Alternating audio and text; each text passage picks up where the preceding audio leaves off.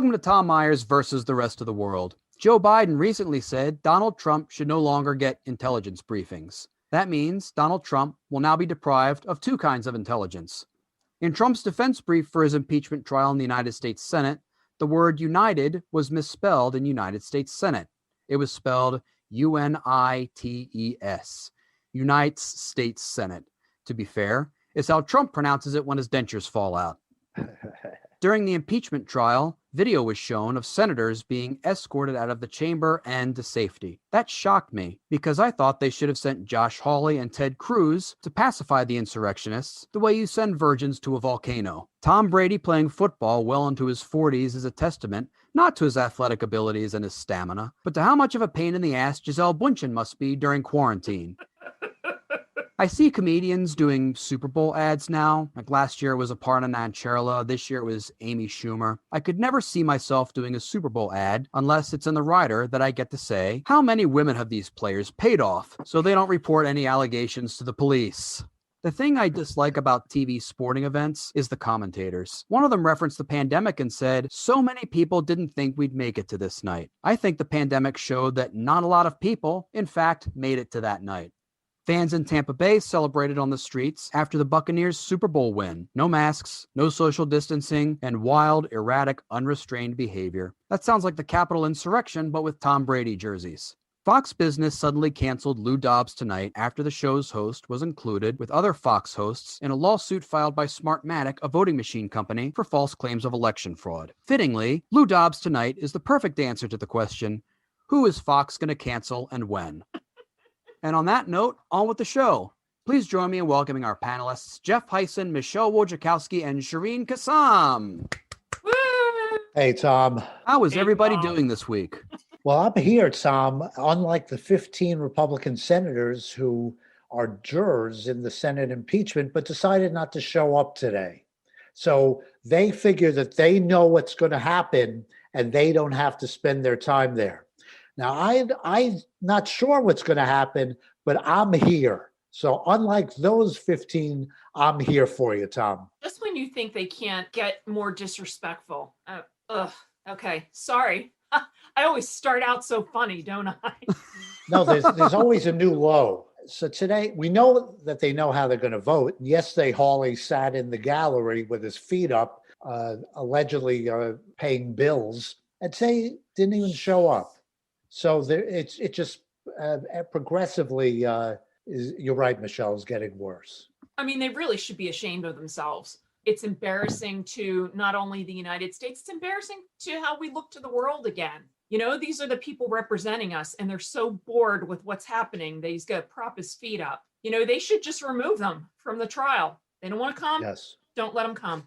But make sure that it said they were removed. Right. You can't vote. How can you vote? You weren't there for to hear all the evidence. Oh, if only that could be true. That would be fantastic. I can't wait to hear Shereen's thoughts on this. No, it's funny because I was listening to like Lindsey Graham was saying like he agrees that this was a disgrace, but he's still not going to vote. And it's like, it's funny how they see it, but they can't. Ted Cruz needs to just be crucified and be done with. Like they show the video of like they show the rioters like 100 feet away, and you're kind of just like, I wonder if it would have been different if rioters had gotten to them. Would they be singing a different tune? You know, it's so interesting. I feel like if my life was at risk, I'd be like, okay, he's guilty. Well, Ted Cruz probably would have just tried to exchange like recipes. I'll give him Heidi's recipe for ribs. Like, I'd love to hear Mike Pence's views on this whole situation. Like, if he was still in his seat, what would he think? Because he should be dead. He should be hanging on the noose, right? That was outside. I'm not saying I want him dead. I'm just saying, like, if somebody had a noose outside my house waiting for me, I think I'd be. That would upset me. That would be problematic. Especially if my boss instigated them to hang a noose. Yeah, seriously. Seriously, imagine if your boss instigates it so a group of people come to your place of business with a hangman's noose, with signs. Chanting. Yeah.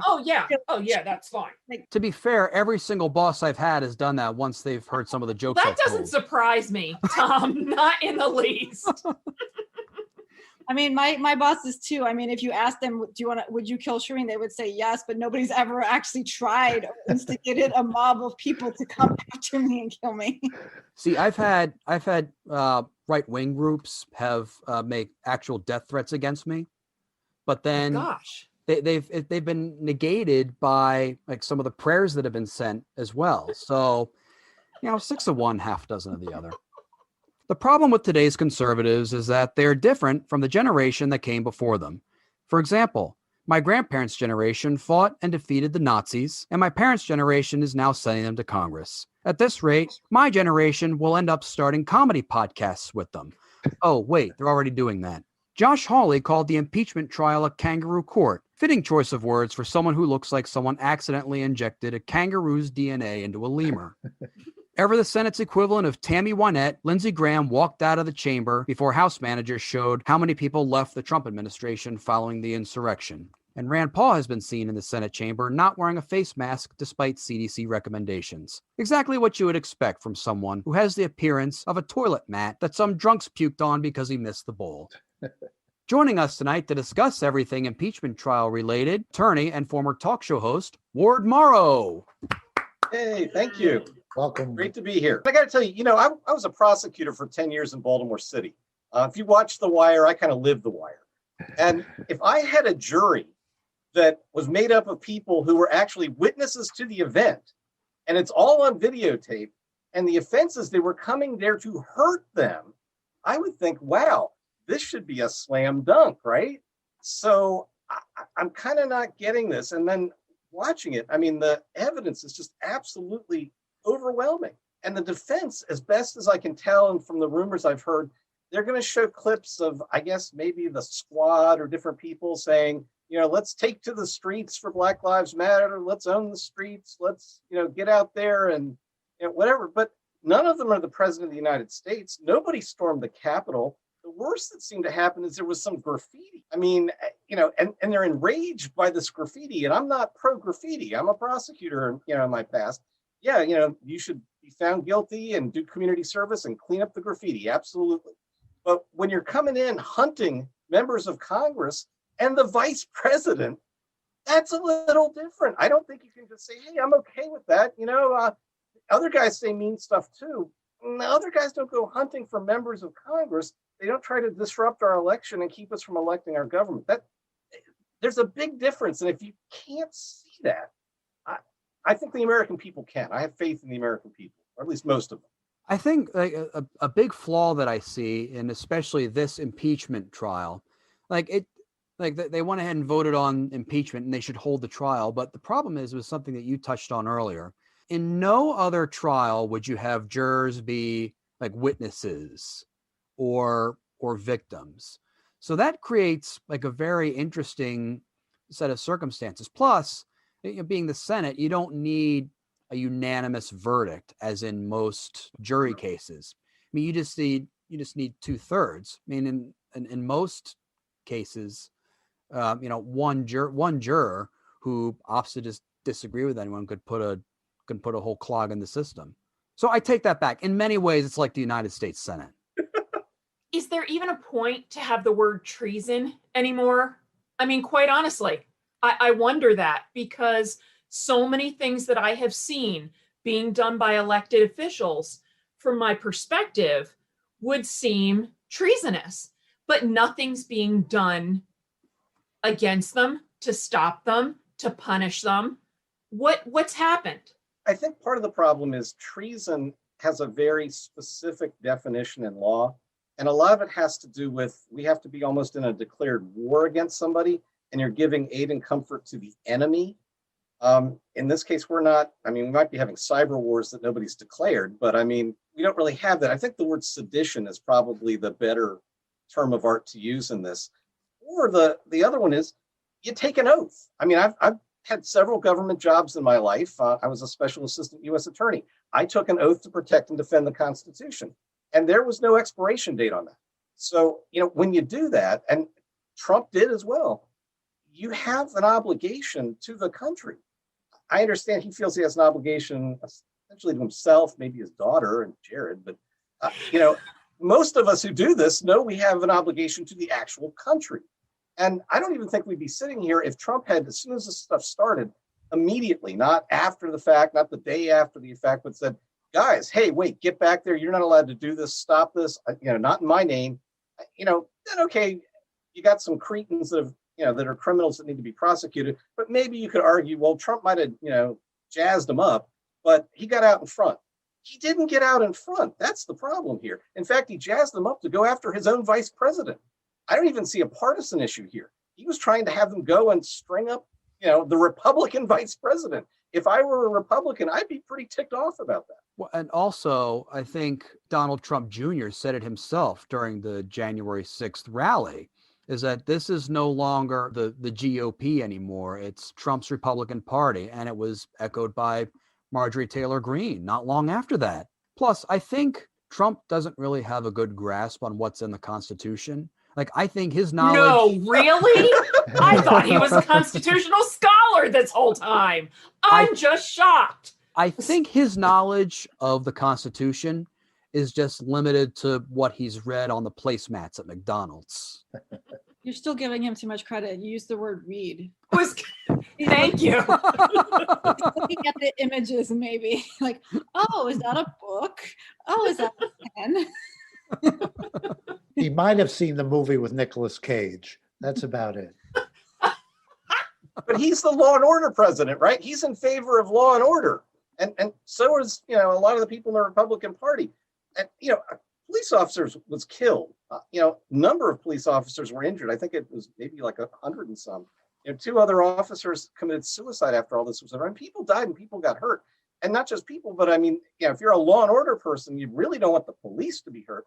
Police got killed. You would think the Republicans would be like, we got to send a message. We're the law and order party. This is kind of like it's like they think they're OJ's jury or something. Like, let's just nullify what's going on. I really don't understand that. I've never seen that happen anywhere. Impeachment doesn't happen a lot. Bill Clinton got impeached over lying about, oral sex with an intern. Okay, you can't lie under oath, and I don't defend that, and he should have been punished in some fashion. I don't know that impeachment necessarily is where you go. Don't you wish we could go back to the days of the biggest thing in the world that was upsetting in the United States was somebody got a blowjob from a 20-some-year-old intern? Those were if that's impeachment, okay, then, what's the Republican Party say about this one? I think if your standard is if you lie about, doing that, then, yeah, I think pretty much attacking the Capitol, killing a police officer, hunting the vice president, going after and saying you want to put bullets in heads of members of Congress. Yeah, I think that's a little bit worse. You think, Ward? Do you think? Well, the thing I find interesting, and you just brought up a good point comparing this to the Clinton impeachment, is that Trump actually has the tools at his disposal. And he doesn't have social media anymore, but he has means of getting a Republican senator or member of Congress on speed dial and threaten them and say, listen, I can make your life a living hell. And this is the same group of people who alleged that all the deaths around the Clinton team were mysterious suicides that were actually murdered. Trump's actually essentially sending these people to commit murder, to commit actual political assassination, and they're doing nothing. But a few rumors about Bill Clinton doing it, they want to punish him. Yeah, the proportionality here is just so radically different. And the worst part seems to be their defense, if they're going to have one, certainly seems muddled in the beginning. But the 2 things I've heard they could potentially do, one, I think they're going to show some videos, like I said, to kind of say, well, other people jazz up crowds too. Well, other people aren't in the impeachment. I did a lot of drug cases. I never had a drug dealer say, well, there's other drug dealers down the other block, so I shouldn't be prosecuted. That's, yeah, you would laugh at that. It's ridiculous. Everybody else was speeding on 95. I know they caught Speaking of people getting death threats, yeah, that guy would. So I don't know what they're going to do with that. Trump made a big deal that, he wanted to present his defense and all that. He's willing to talk everywhere except under oath. I say bring him in, let him testify under. I'd love to hear what he has to say. Get under oath and please tell me your side of the story. We can't get it on Twitter anymore. So please have your time. Tell us what you think. Now, saying that we have to fight which apparently was said about the Black Lives Matter movement, we have to fight, is far different from anything that he said, but they'll try to equivocate the two tomorrow. I wish Twitter would just give him back Twitter for like a couple days, because I feel like he would acquit himself on Twitter. He would be like, I'm guilty, but my defense is so good. Like he would just tell us. The best. It's the greatest defense in the whole world. But he would like, and then they would pick apart. Did he just say that he was guilty? And it would just all come out on Twitter. If we just gave him back Twitter just for like 72 hours, just give it back to him. Like, just give it to him one day a week, and like everybody can just go ahead and analyze it. Mm-hmm.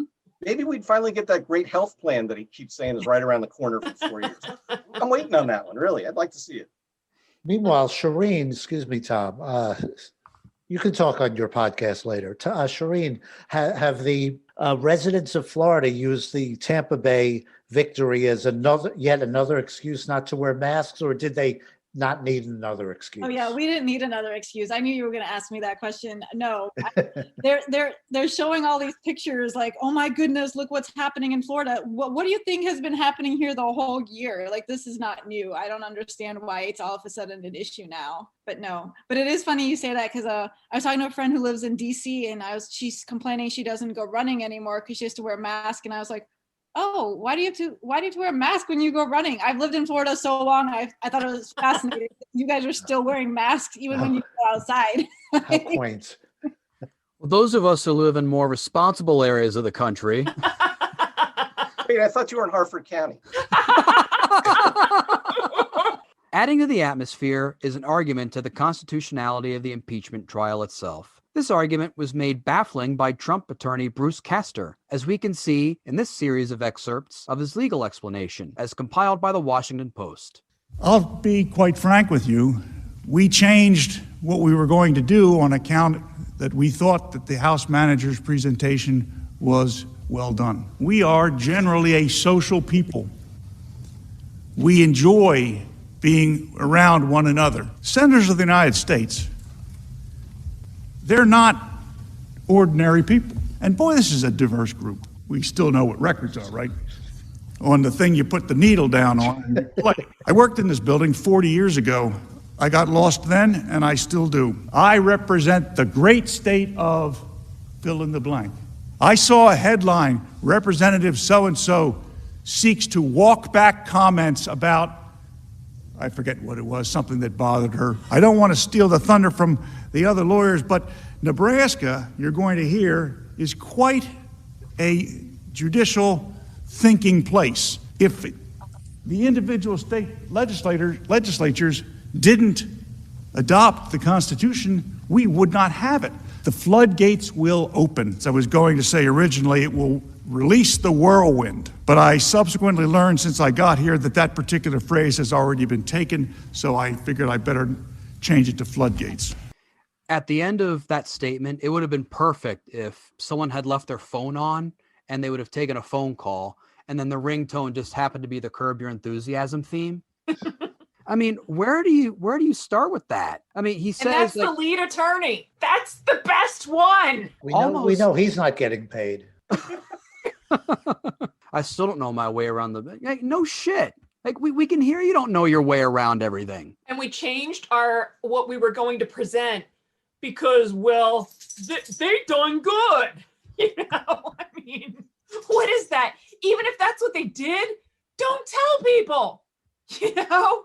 And I've been to Nebraska. It's not a judicial thinking place.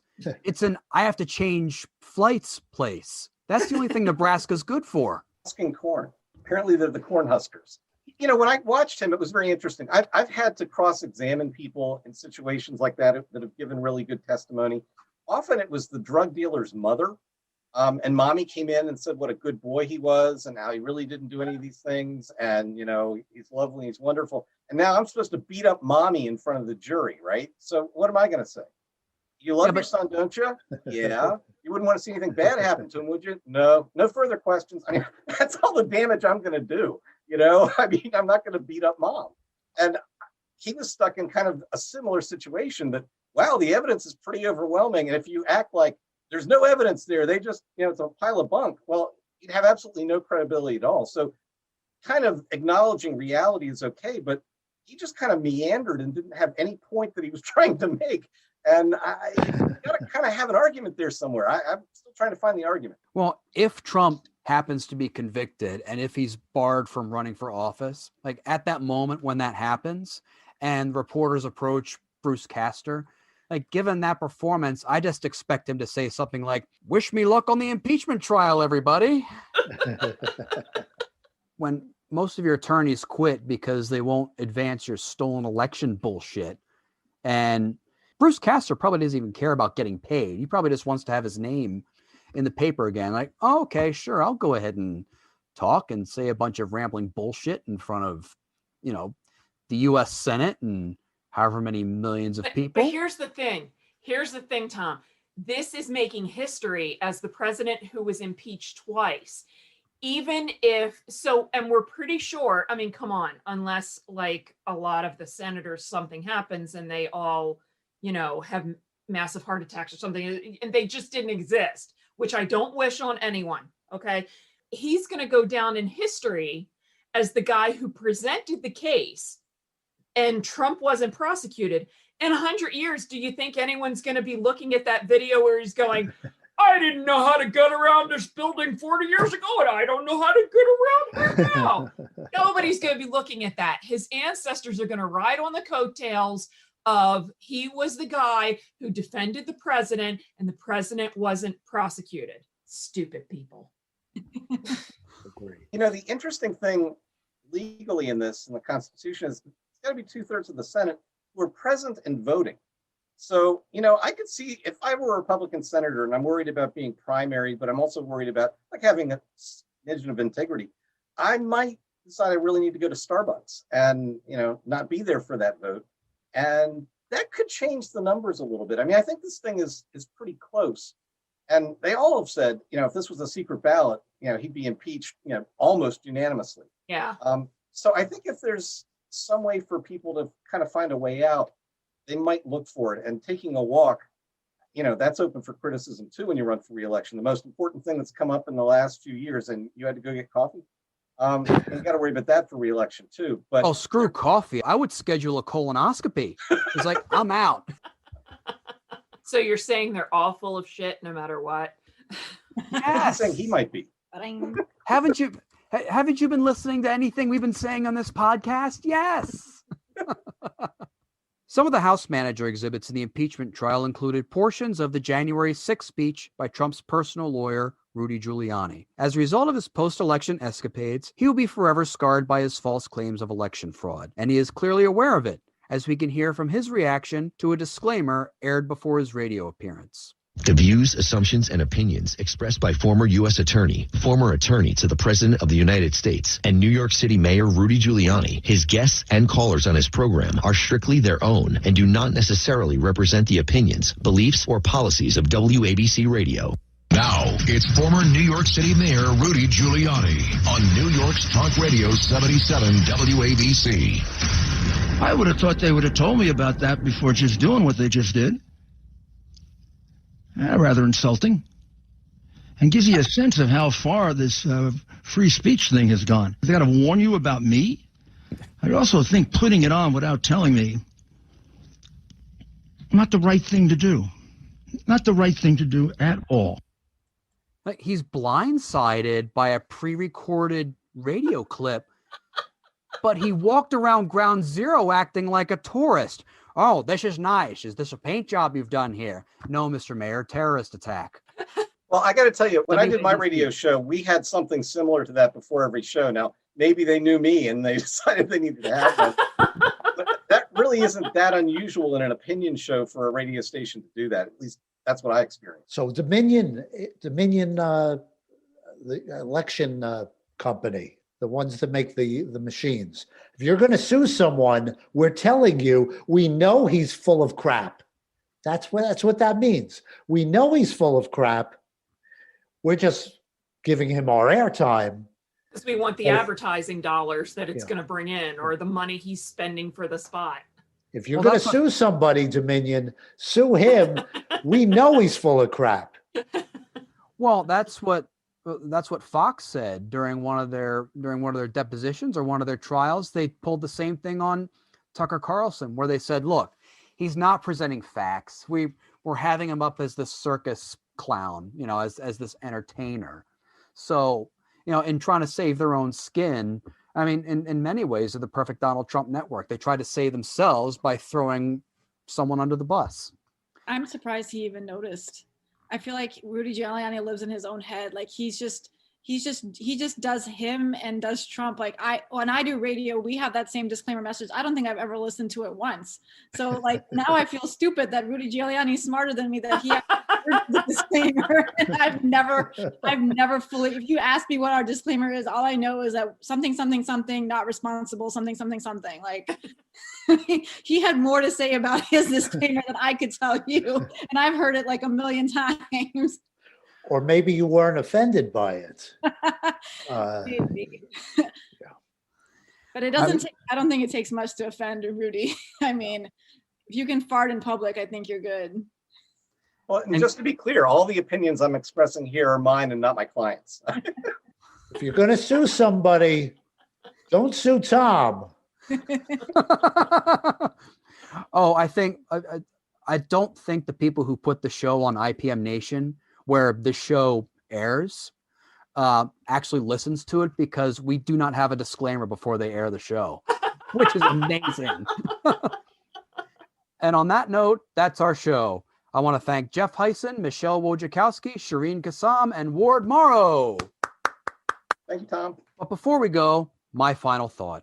Recent events have led me to examine what is reality for some and not for others, and how other people's perceptions of reality are based in anything but. And I came to the conclusion that it is time for a wake-up call. It really is time for a reality check for most of you. No, this isn't directed at anyone who believes there was cheating in the election and that it was stolen, or whether you think the impeachment trial is even legal. My reality check for you is somewhat personal. Despite what you see on those late-night TV ads, it's all lies. None of the singles in your area are hot, and they don't want to fuck you. No, seriously. They're not even waiting for your call, because the very idea of communicating with you disgusts them.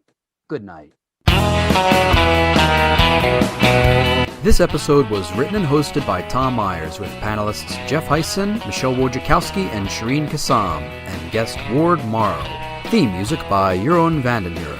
Executive producer Tom Myers. Executive producer for ipmNation, Matt Connarton. For more information, visit tommyers.us.